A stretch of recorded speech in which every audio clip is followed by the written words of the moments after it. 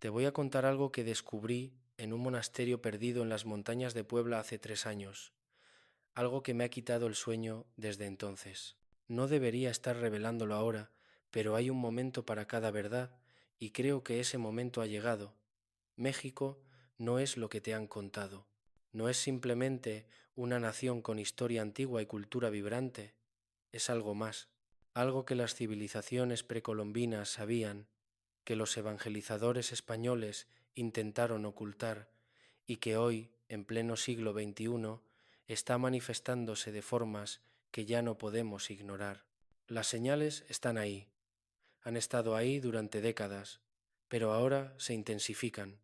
El Popocatépetl despierta con una furia que los vulcanólogos no pueden explicar completamente. Apariciones luminosas en los cielos de Yucatán que desafían toda lógica. Fenómenos sincronizados que ocurren en fechas específicas, como aquel apagón del 11 de noviembre a las 11:11 de la noche que nadie pudo explicar satisfactoriamente. Y la Virgen de Guadalupe, cuya imagen sigue siendo un misterio científico insoluble, pero aquí está la verdad que te va a cambiar la perspectiva. México no está siendo advertido. México es la advertencia. Es el territorio elegido desde hace siglos para mostrarle al resto del mundo lo que está por venir. Y la razón es más profunda, más antigua y más inquietante de lo que cualquier teología oficial se atreve a admitir. He recorrido más de 80 pascalises investigando fenómenos inexplicables. He estado en Fátima, en Lourdes, en Medjugorje, he documentado apariciones, he entrevistado testigos, he analizado profecías, pero nada, absolutamente nada se compara con lo que ocurre en territorio mexicano, porque aquí convergen tres dimensiones que no existen juntas en ningún otro lugar del planeta. Una geografía sagrada prehispánica que nunca fue destruida completamente, un sincretismo religioso único que fusionó lo antiguo con lo cristiano, y una posición geodésica que los mayas y aztecas ya habían identificado como portal. Portal. Esa es la palabra que un anciano sacerdote jesuita me susurró en Puebla mientras mirábamos hacia el Popocatépetl envuelto en ceniza. México es un portal, me dijo. Siempre lo ha sido, y cuando el tiempo final se acerque, ese portal se abrirá de par en par. No me creyó entonces. Pensé que era uno de esos religiosos místicos que mezclan superstición con fe. Pero 3 meses después, mientras investigaba en los archivos vaticanos, sí, tengo acceso limitado gracias a contactos que prefieren permanecer anónimos, encontré un documento del siglo XVI, un informe escrito por Fray Bernardino de Sahagún que nunca fue publicado oficialmente. En ese documento, el fraile describe cómo los sacerdotes aztecas le revelaron, antes de morir, que su tierra había sido elegida desde tiempos inmemoriales como el lugar donde el cielo toca la tierra en los días finales. Sahagún lo atribuyó a superstición pagana, lo archivó, lo olvidó, pero otros no lo olvidaron.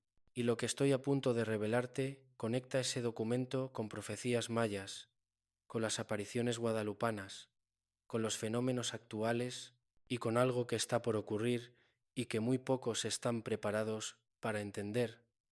Si sigues escuchando, tu concepción del tiempo, de la historia y del propósito de México en el orden mundial cambiará para siempre, porque no estamos hablando de folclore, estamos hablando de un diseño que se extiende a través de milenios, un diseño en el que México no es víctima ni observador, sino protagonista, y las señales que estamos viendo no son el inicio, son el crescendo, la culminación de algo que comenzó mucho antes de que cualquiera de nosotros naciera. Respira profundo, porque lo que viene a continuación desafiará todo lo que creías saber sobre tu país, tu fe y tu futuro. Diciembre de 2022. Estoy en el Cerro del Tepeyac, no como turista, sino con equipo de medición electromagnética. Quiero comprobar algo que un físico mexicano me había sugerido meses antes, que ciertos lugares considerados sagrados emiten frecuencias medibles, anomalías en el campo magnético terrestre, que la ciencia convencional prefiere ignorar. Los resultados fueron perturbadores. El lugar exacto donde la tradición ubica la aparición de la Virgen de Guadalupe a Juan Diego en 1530 y uno muestra variaciones electromagnéticas que no tienen explicación geológica. Pero lo más inquietante no fueron las mediciones, fue lo que descubrí al superponer un mapa prehispánico de lugares sagrados aztecas con el mapa de apariciones marianas y fenómenos inexplicables reportados en México en los últimos 500 años. Coincidían perfectamente. El Tepeyac era el lugar sagrado de Tonantzin, la madre de los dioses aztecas. Allí apareció la Virgen.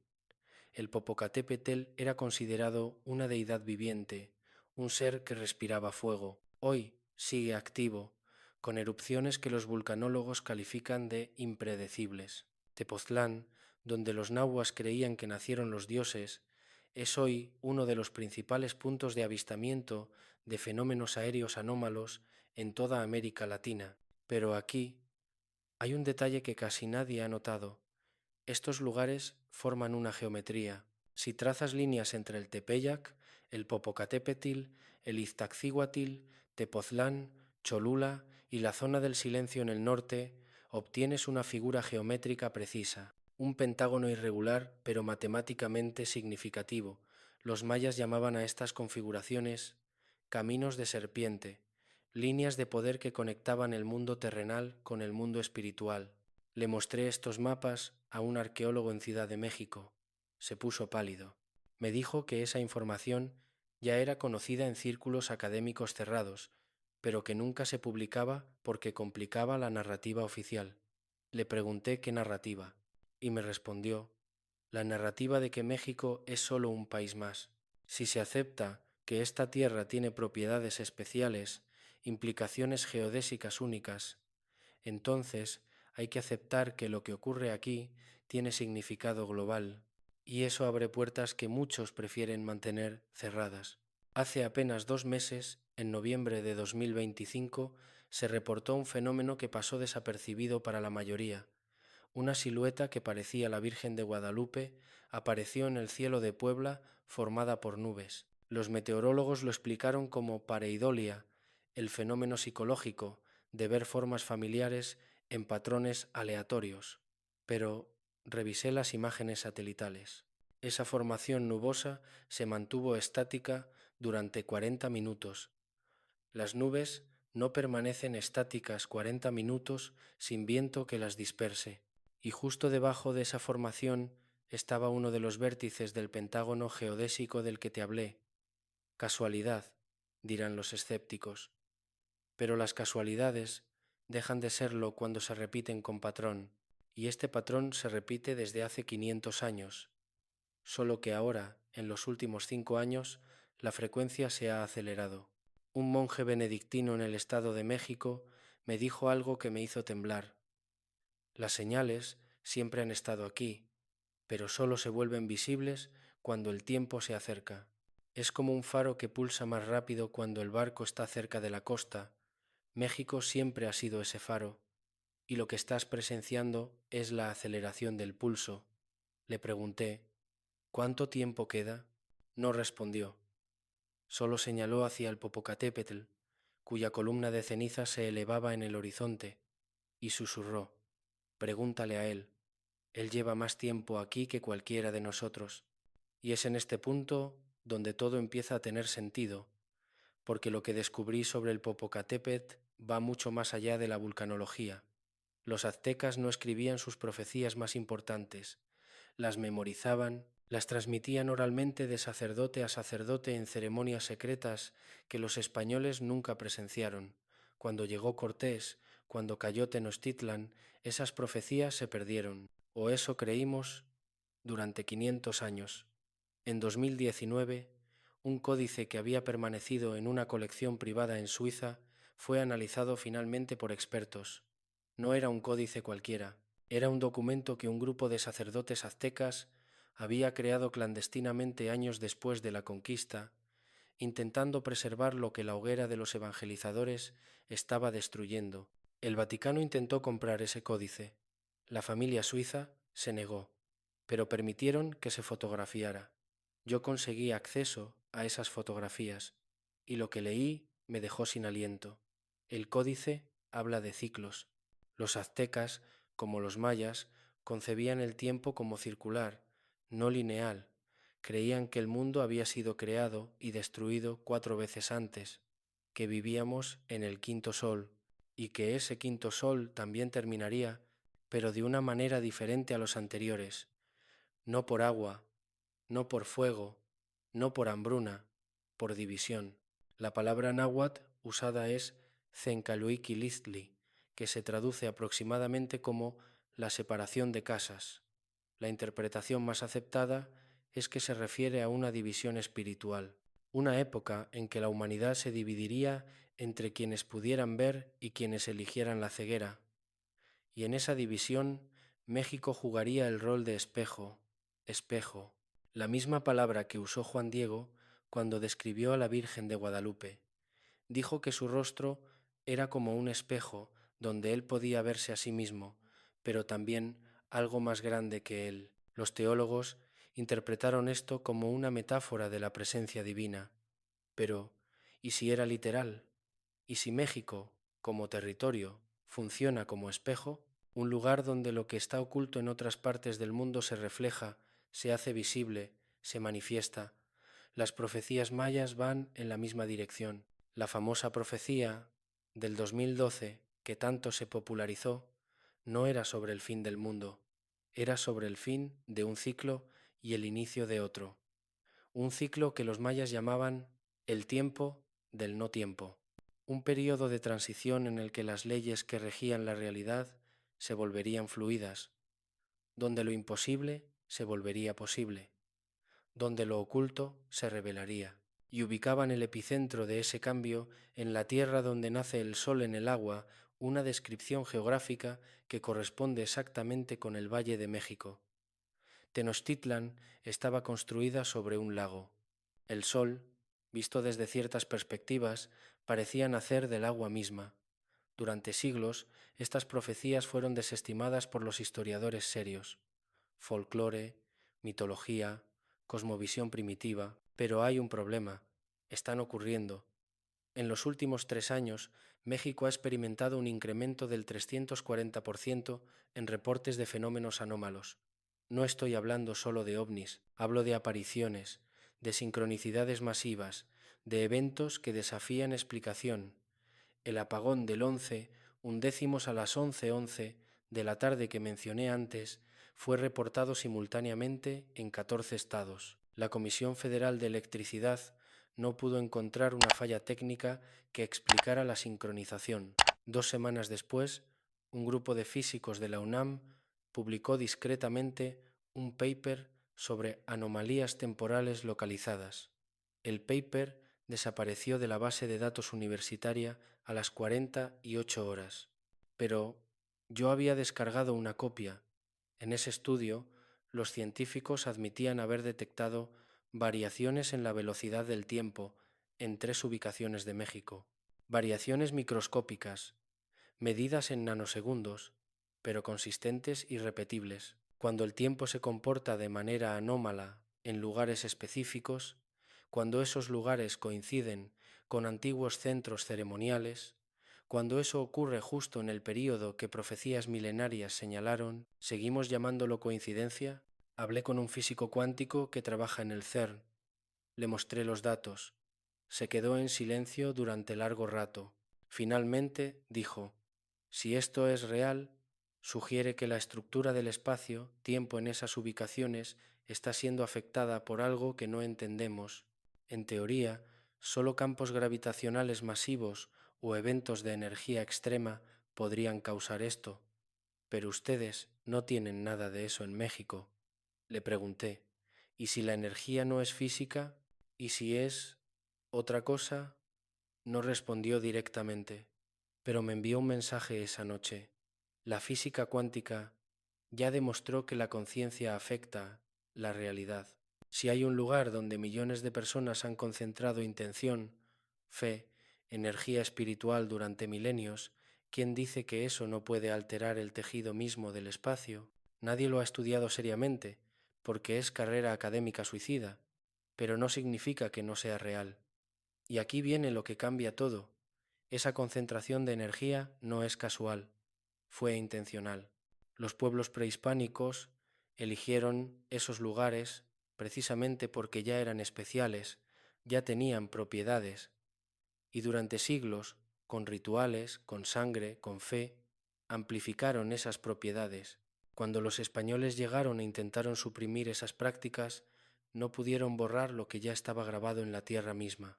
Y la Virgen de Guadalupe, apareciendo justo en el Tepeyac, no fue una interrupción de lo antiguo, fue una continuación, una actualización del mismo mensaje que Tonantzin había representado.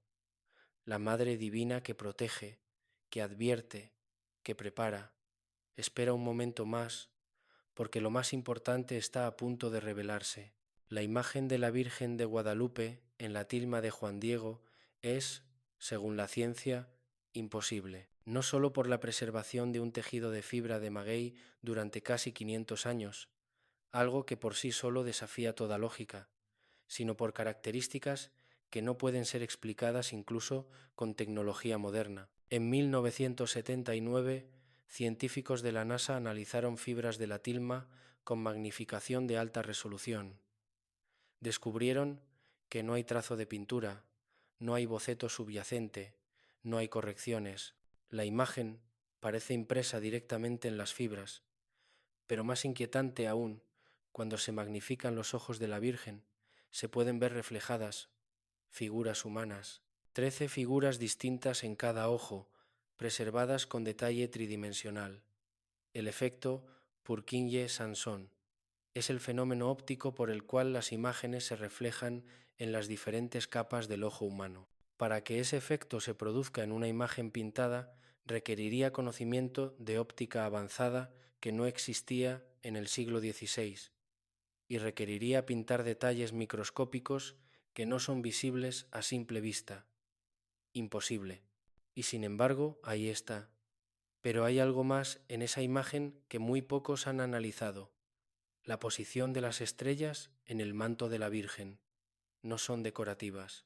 Son un mapa estelar preciso del cielo de México en la mañana del 12 de diciembre de 1531, fecha de la aparición a Juan Diego. Los astrofísicos que han verificado esto quedan desconcertados, porque el nivel de precisión astronómica necesario para crear ese mapa sin telescopios es extraordinario.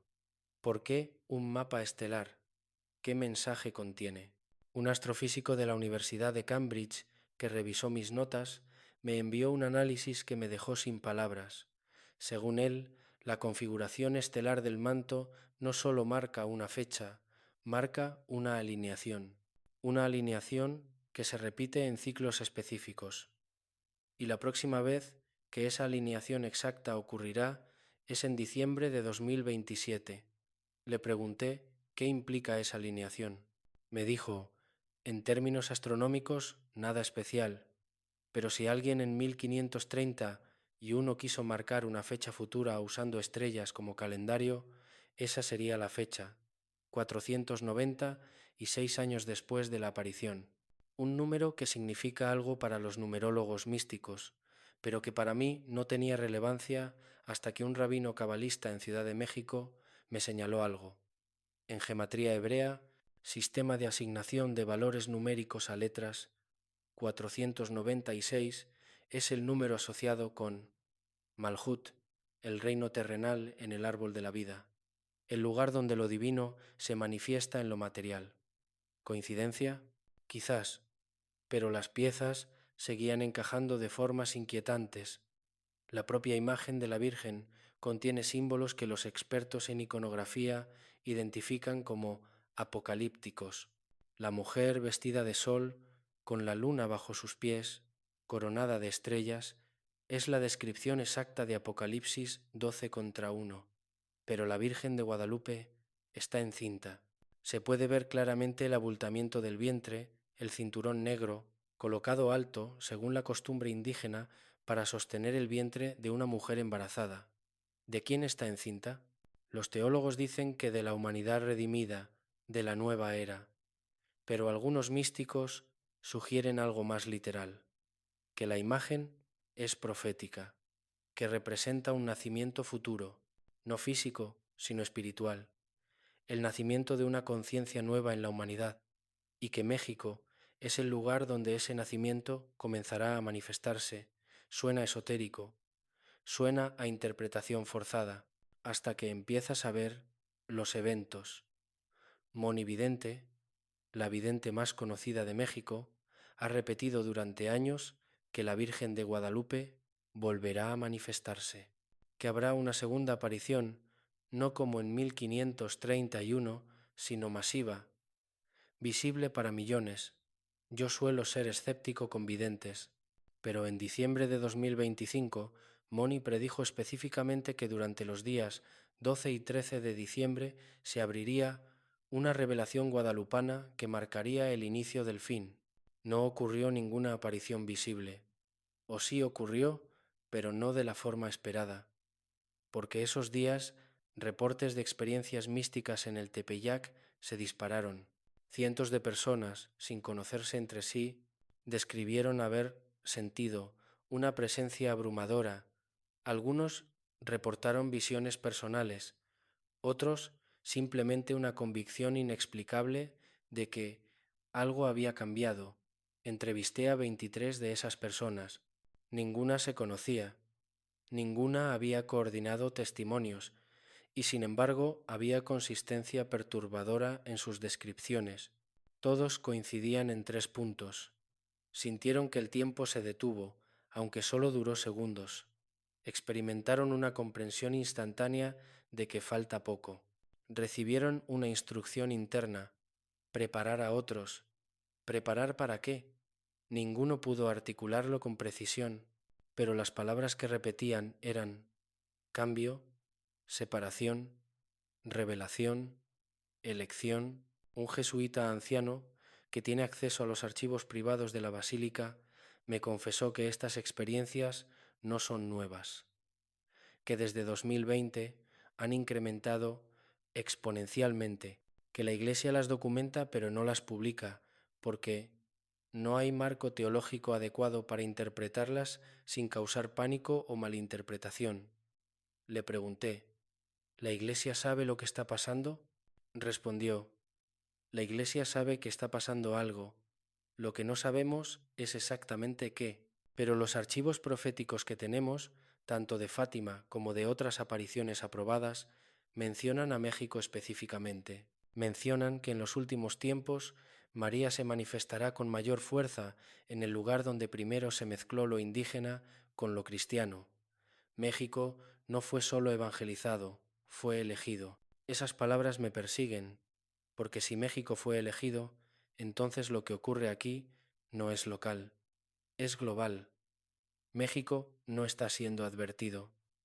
México está siendo usado como advertencia, como señal visible para el resto del mundo de que el tiempo está cumpliendo su ciclo.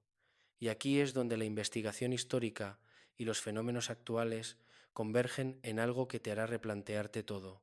Hay un versículo en Isaías que me obsesionó durante meses. En aquel día habrá un altar dedicado al Señor en medio de la tierra de Egipto y un pilar conmemorativo del Señor junto a su frontera. Isaías 19:19. Los estudiosos lo interpretan como referencia al antiguo Egipto, pero un teólogo heterodoxo en Oaxaca me sugirió una lectura diferente. Egipto, me dijo, en el lenguaje profético hebreo no siempre se refiere al Egipto geográfico, a veces representa cualquier tierra de adoración politeísta que se convierte al Dios verdadero.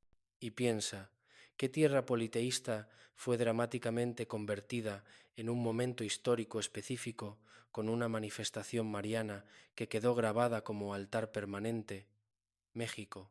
El Tepeyac es literalmente un altar permanente dedicado al Señor, construido en tierra que antes adoraba múltiples dioses, y está en medio de Mesoamérica, tanto geográfica como simbólicamente. La Basílica de Guadalupe es el santuario católico más visitado del mundo después del Vaticano. 20 millones de peregrinos anuales. Es el pilar conmemorativo más grande del continente americano. Esta interpretación no es oficial, pero tampoco puede ser descartada fácilmente, porque hay otros versículos que, leídos sin prejuicio geográfico, empiezan a resonar de manera inquietante. Apocalipsis 12, contra 6 dice: «Y la mujer huyó al desierto, donde tenía lugar preparado por Dios». La tradición interpreta esto como referencia a la Virgen María huyendo con Jesús, pero algunos exégetas sugieren una lectura futura, profética, que si se refiere a una manifestación mariana en el desierto, entendido no como desierto literal, sino como tierra alejada del centro del cristianismo tradicional. En 1531, México era precisamente eso, la frontera extrema del mundo cristiano, el desierto espiritual, el lugar donde nadie esperaba una manifestación divina de tal magnitud, y sin embargo ocurrió. En un lugar preparado, el Tepeyac, que ya era sagrado desde antes de la llegada del cristianismo. Fui al Vaticano a verificar si existían documentos que conectaran explícitamente las profecías bíblicas con las Américas. Oficialmente no existen. Pero en una conversación privada con un archivista que prefiere permanecer anónimo, me reveló algo extraordinario. En los archivos clasificados de la Congregación para la Doctrina de la Fe existe un legajo etiquetado Mysterium Americanum. Contiene correspondencia entre evangelizadores del siglo XVI y el papado sobre señales inusuales en el Nuevo Mundo, específicamente en la Nueva España. Uno de esos documentos, escrito por un obispo cuyo nombre me negaron revelar, describe cómo los indígenas convertidos experimentaban visiones colectivas durante las misas, visiones donde la Virgen María aparecía no como mujer europea, sino como mujer indígena, y en esas visiones María les decía que su tierra había sido reservada desde el principio para ser refugio en los últimos días. Pregunté si podía ver esos documentos. La respuesta fue no. Pregunté si alguna vez serían desclasificados.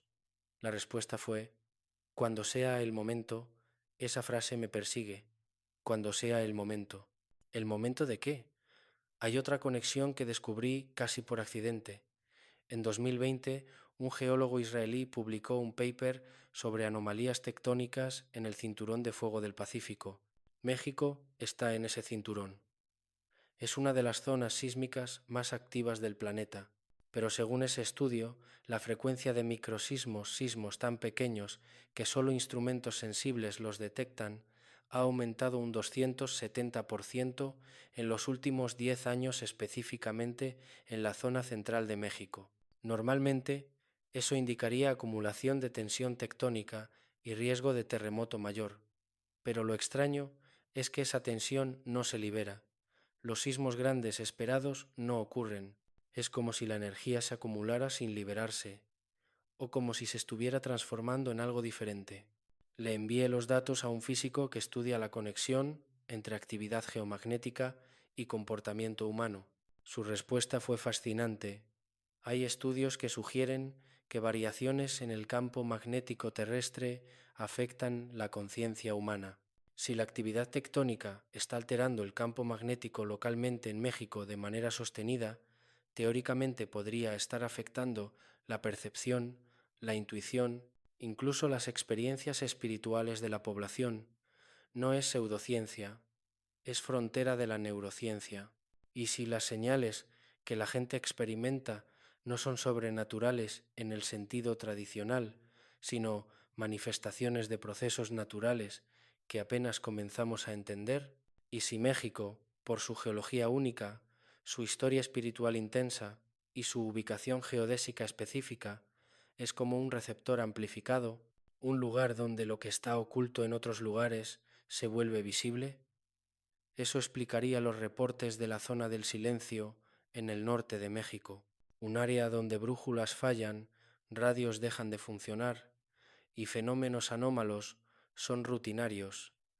Los científicos lo atribuyen a depósitos de magnetita, pero los locales, los que viven ahí generación tras generación, dicen otra cosa. Dicen que es donde el velo es delgado, donde otras realidades se filtran. Hablé con un chamán huichol que realiza peregrinaciones rituales a Wirikuta, sitio sagrado en San Luis Potosí. Le pregunté sobre las señales. Me miró largo rato antes de responder.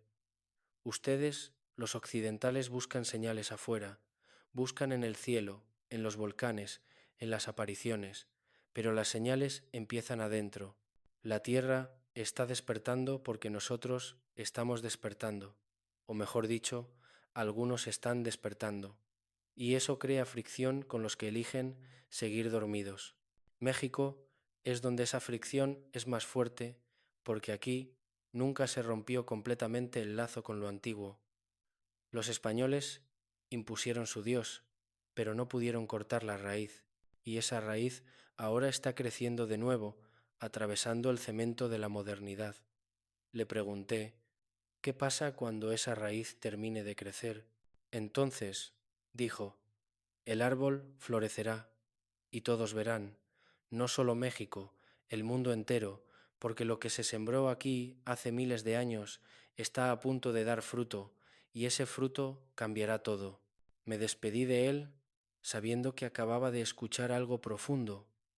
No era misticismo vago, era conocimiento ancestral expresado en lenguaje metafórico pero preciso, y cada vez más la investigación científica, histórica y espiritual estaba convergiendo hacia la misma conclusión. México no es un escenario casual de eventos inusuales, es el epicentro intencional de algo que fue diseñado hace mucho tiempo, y ese diseño está entrando en su fase final. Pero la verdad va aún más lejos. Hay una pregunta que llevo años tratando de responder: ¿por qué México y no otro lugar? Italia tiene el Vaticano, Israel tiene Jerusalén, India tiene el Ganges. Todos son centros espirituales de importancia indiscutible. ¿Qué hace a México diferente? La respuesta la encontré en un lugar inesperado, en estudios de etnobotánica sagrada. Las culturas mesoamericanas tenían acceso a plantas visionarias que no existen en ninguna otra parte del planeta en la misma diversidad. Peyote, hongos silocibios, ololiuqui, salvia divinorum. Estas plantas no eran usadas recreativamente, eran tecnologías espirituales, herramientas para acceder a estados de conciencia donde la frontera entre lo material y lo espiritual se disolvía. Durante milenios, los sacerdotes mesoamericanos usaron estas plantas para comunicarse con lo que ellos llamaban el mundo verdadero, la dimensión detrás de la dimensión visible. Y en ese mundo verdadero recibían conocimiento sobre ciclos, sobre el tiempo, sobre el destino de su tierra. Cuando los españoles llegaron, prohibieron estas prácticas, las calificaron de brujería, de adoración demoníaca, pero no pudieron erradicarlas completamente en comunidades remotas, en tradiciones clandestinas. La práctica continuó, y con ella el conocimiento. En 2023 participé en una ceremonia del peyote con los huicholes. No lo hago habitualmente, pero era necesario para entender. Lo que experimenté durante esa ceremonia fue indescriptible con palabras ordinarias, pero hubo un momento de claridad absoluta donde entendí algo. México es como una antena biológica, geológica y espiritual. Las plantas sagradas que crecen aquí, la actividad tectónica constante que genera campos electromagnéticos, la geometría de los lugares sagrados, la concentración histórica de intención humana en rituales, todo eso combinado crea una especie de amplificador, un lugar donde las señales que en otros lugares son imperceptibles aquí se vuelven evidentes. No es que Dios envíe señales solo a México, es que México es donde esas señales pueden ser detectadas con mayor claridad. Un neurocientífico de la Universidad de Hopkins que estudia estados místicos me confirmó algo fascinante. Ciertas regiones del cerebro se activan durante experiencias espirituales profundas, y esas mismas regiones responden a variaciones en campos magnéticos. Si hay un lugar, me dijo, donde la geología genera campos magnéticos anómalos de manera consistente, la población de ese lugar tendría, estadísticamente, mayor incidencia de experiencias místicas espontáneas. México califica perfectamente en esa descripción. Pero hay algo más, algo que los pueblos originarios sabían y que estamos redescubriendo ahora. La conciencia no es sólo individual, es colectiva.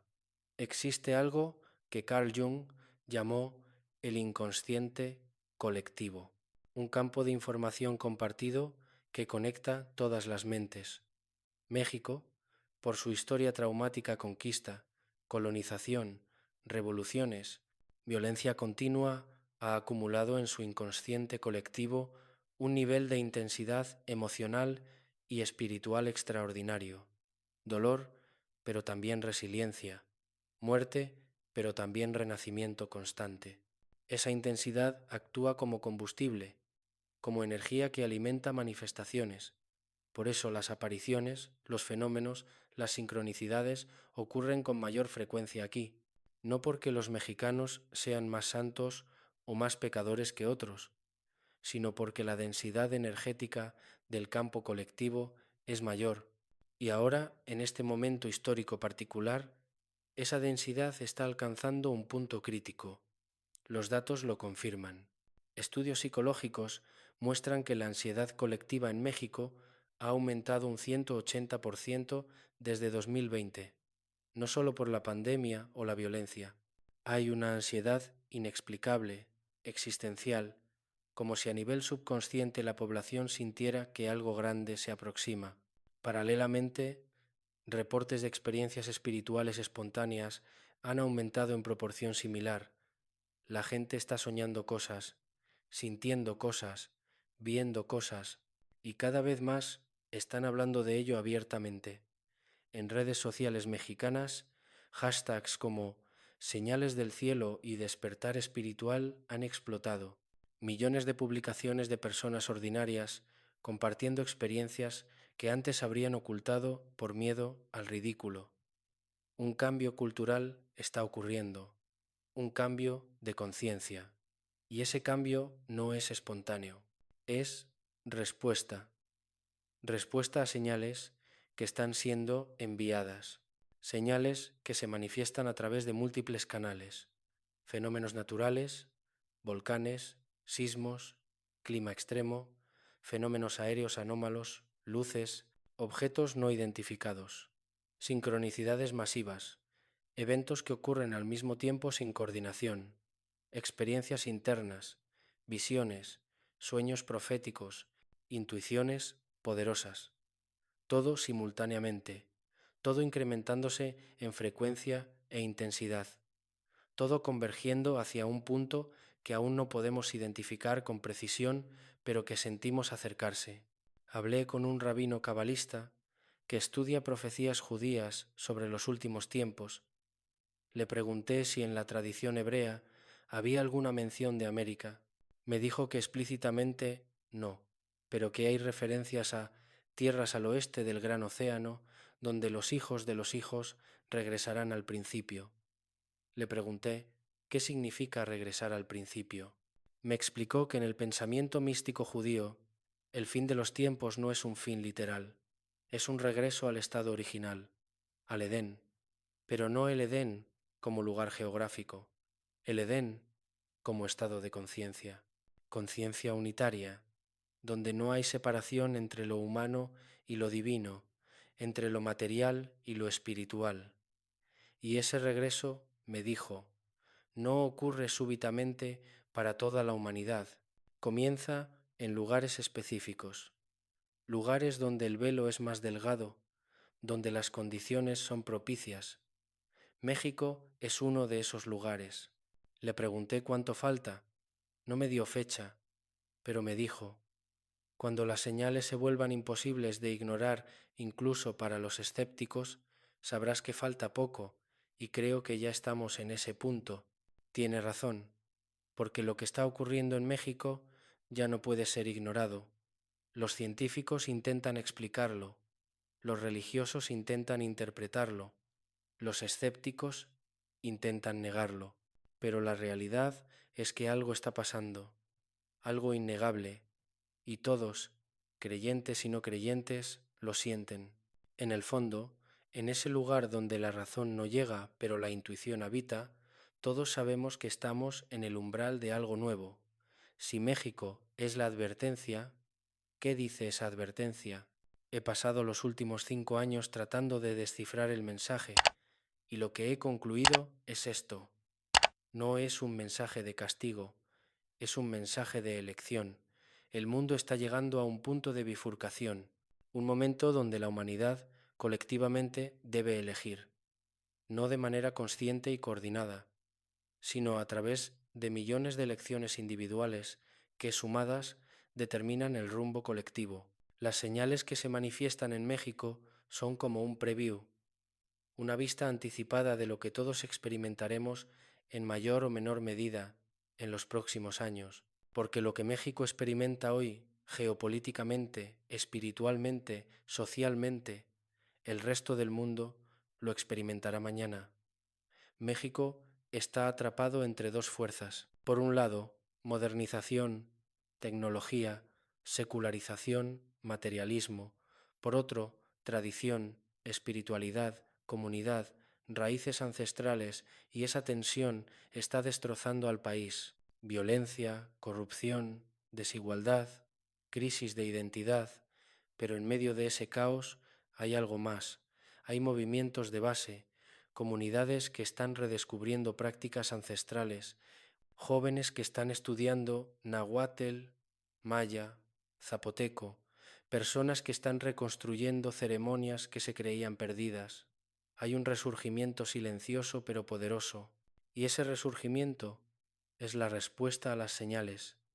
Es como si la tierra misma estuviera llamando a sus hijos de regreso, recordándoles quiénes son, de dónde vienen, cuál es su propósito.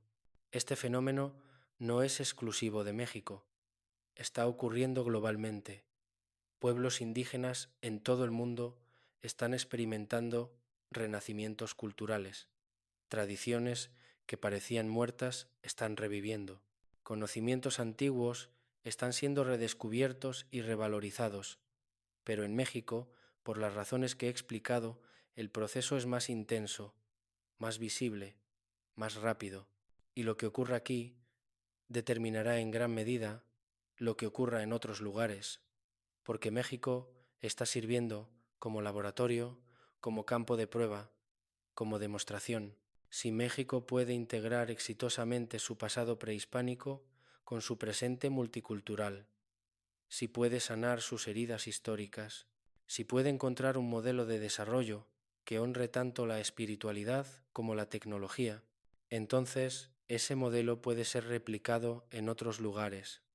Pero si México fracasa, si colapsa en violencia irreversible, si pierde completamente su conexión con lo sagrado, entonces ese fracaso también será una señal, una advertencia de lo que le espera a otras naciones que enfrenten las mismas tensiones.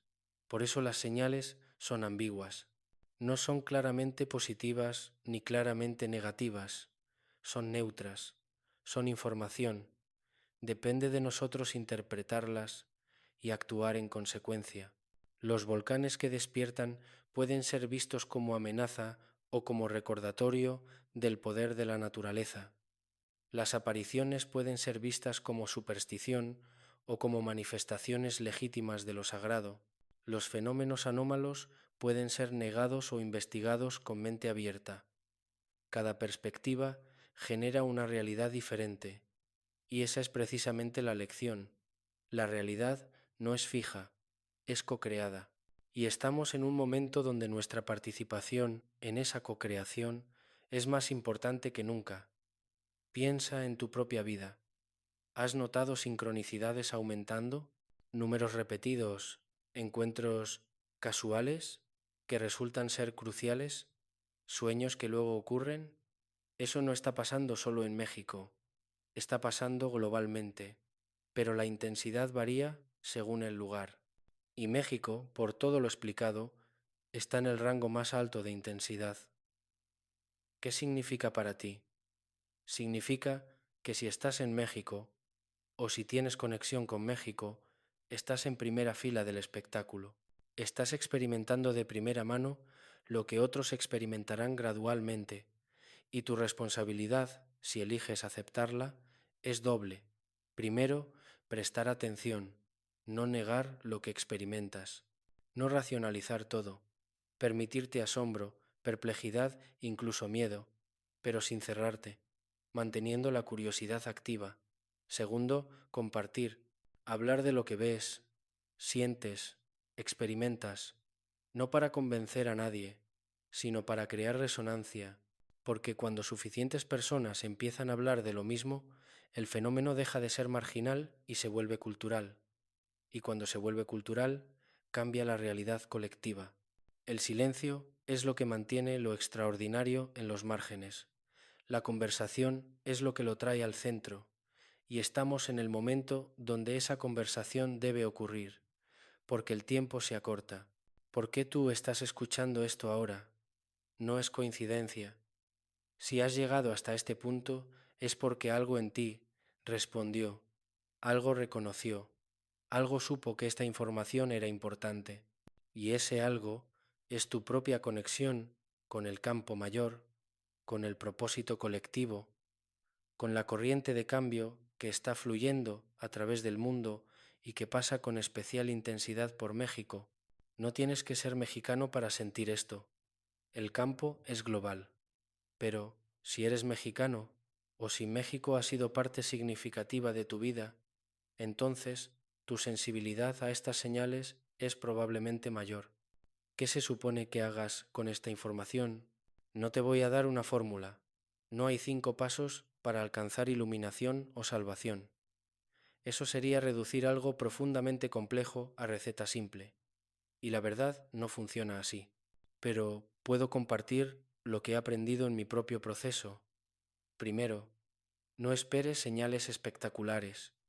Las señales más importantes son sutiles. Son un presentimiento que no puedes explicar. Una canción que aparece justo cuando necesitas escuchar su mensaje. Una conversación casual que abre una puerta inesperada. La vida no te va a enviar ángeles con trompetas, te va a enviar susurros, y debes estar lo suficientemente quieto para escucharlos. Segundo, reconecta con la tierra. México es sagrado literalmente. Su tierra, sus montañas, sus aguas. Si vives aquí, camina descalzo a veces, toca la tierra, siente el sol, mira las estrellas, no como turista, sino como quien vuelve a casa después de largo exilio. La tierra reconoce cuando alguien regresa con conciencia y responde. Tercero, honra a los ancestros. No importa si eres descendiente directo de pueblos originarios o no. Si estás en México, los ancestros de esta tierra están presentes. Puedes honrarlos simplemente con gratitud, reconociendo que caminan en tierra que ellos consideraban sagrada, que respiras aire que ellos respiraron. Esa continuidad no está rota, está ahí, esperando ser reconocida. Cuarto, busca comunidad. El camino espiritual no es solitario. Necesitas otros que estén despertando, cuestionando, explorando, no sectas, no gurús, no dogmas, sino iguales, personas que buscan sinceramente, con quienes puedas compartir lo que experimentas sin juicio. Esa comunidad te sostendrá en momentos de duda y multiplicará tu claridad en momentos de comprensión. Quinto, prepárate para incomodidad. Despertar no es cómodo. Significa ver cosas que antes no veías, sentir responsabilidades que antes no sentías. Ya no podrás vivir en piloto automático. Cada decisión importará, cada palabra tendrá peso. Es liberador, pero también demandante. Y está bien. Ese es el precio y el regalo de la conciencia expandida. He visto transformaciones profundas en personas que decidieron tomar en serio las señales.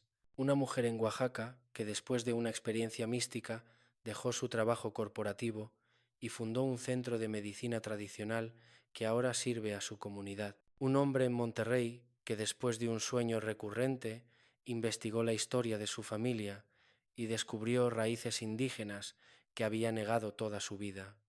Ahora enseña náhuatl a jóvenes en su colonia. Estas no son conversiones dramáticas, son ajustes, reorientaciones, personas encontrando su lugar verdadero después de años de estar desalineadas. Y esos ajustes individuales, multiplicados por miles, por millones, crean cambio colectivo, no revolucionario en el sentido político, evolutivo en el sentido espiritual. México necesita esa evolución, desesperadamente, porque la alternativa es colapso. Y el colapso no es solo posible, es probable si las cosas siguen como están. Pero las señales sugieren otra posibilidad. Sugieren que hay suficientes personas despertando como para cambiar el rumbo, no mediante activismo tradicional, sino mediante transformación interna que se refleja en acciones externas. Cuando cambias tu frecuencia personal, cambias el campo colectivo. Suena místico, pero es física cuántica. Todo está conectado. Todo es vibración. Y vibración similar resuena, se amplifica. México está pidiendo frecuencias más altas, amor, compasión, justicia, pero no solo como conceptos, como experiencias vividas, como práctica diaria. ¿Puedes ofrecerle eso a tu país? ¿Puedes convertirte en portador de la frecuencia que las señales están llamando? Esa es la pregunta real, y la respuesta determina si eres simplemente espectador o participante activo en lo que se está desplegando. Estamos en el umbral. Esa es la verdad simple y aterradora. Un umbral no es un fin, es un paso, un cruce, de un estado a otro, de una era a otra, de una frecuencia de conciencia a otra. México está parado en ese umbral antes que otros lugares. Por eso las señales son tan intensas aquí. Por eso lo imposible se vuelve posible aquí. Por eso el velo es tan delgado aquí. Y lo que México haga en ese umbral colectivamente, a través de las elecciones de millones de individuos, marcará el patrón para otros que llegarán al mismo umbral después. ¿Es aterradora esa responsabilidad? Sí, pero también es empoderadora, porque significa que importas, que tu vida tiene significado cósmico, que tus decisiones repercuten más allá de tu círculo inmediato. Las profecías antiguas tenían razón. Los aztecas, los mayas, los toltecas vieron esto venir, no con claridad perfecta, no con fechas exactas, pero vieron el patrón, el ciclo, el momento de cambio, y la Virgen de Guadalupe, apareciendo justo en el momento de mayor trauma para los pueblos originarios, no fue solo consuelo, fue promesa, promesa de que la historia no terminaba con la conquista, que había un plan mayor, que el sufrimiento tendría sentido, que México resucitaría. Y ahora, 500 años después, estamos viendo esa resurrección comenzar, no fácil, no limpia, pero real. Las señales te están diciendo, despierta, recuerda, regresa, no al pasado literal, sino a la verdad que el pasado conocía y que la modernidad olvidó, la verdad de que todo está vivo, todo está conectado, todo tiene significado. Y cuando suficientes personas recuerden esa verdad, el mundo cambia, no mediante decreto, sino mediante presencia. La presencia consciente de suficientes seres humanos ancla una frecuencia que permite manifestaciones nuevas. Ese es el secreto que los místicos siempre supieron. La realidad responde a la conciencia, y estamos en el momento donde la conciencia colectiva de México y gradualmente del mundo está alcanzando el nivel donde lo que antes era imposible empieza a volverse normal. Apariciones, sincronicidades, sanaciones inexplicables, conocimiento espontáneo, comunión con la naturaleza. Todo eso y más está disponible. Siempre lo estuvo, pero la frecuencia colectiva era demasiado densa para percibirlo. Ahora la frecuencia se eleva, y con esa elevación lo oculto se revela, lo sagrado emerge, lo divino camina entre nosotros no como excepción sino como norma. México está mostrándole al mundo cómo es ese proceso, con todas sus dificultades, con todo su dolor, pero también con toda su belleza, con toda su esperanza. Verás la segunda venida de Cristo, quizás no de la forma que esperas, pero verás el retorno de la conciencia crística, la conciencia de unidad, de amor incondicional, de conexión con lo divino, y verás que no viene de afuera, viene de adentro, de ti, de mí, de todos los que eligen despertar. Las señales no son el mensaje, tú eres el mensaje, tu vida transformada, tu conciencia expandida, tu amor activo.